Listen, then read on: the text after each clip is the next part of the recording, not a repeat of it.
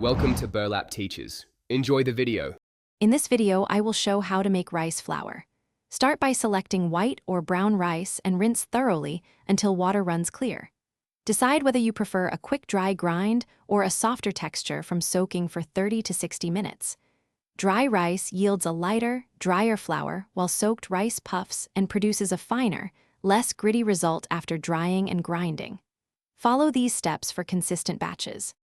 If you choose soaking, cover rice with water for 30 to 60 minutes and drain thoroughly. Spread rice in a single layer on a tray and air dry, or use a dehydrator at low temperature until grains are bone dry.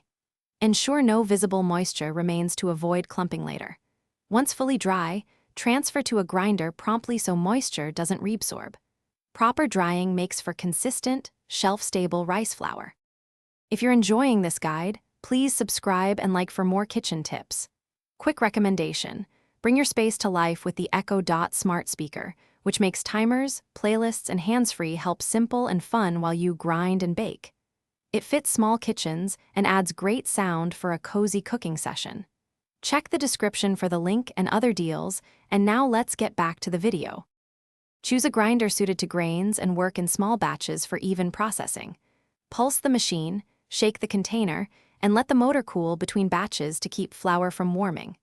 Sift the ground rice through a fine mesh and return larger particles to the grinder.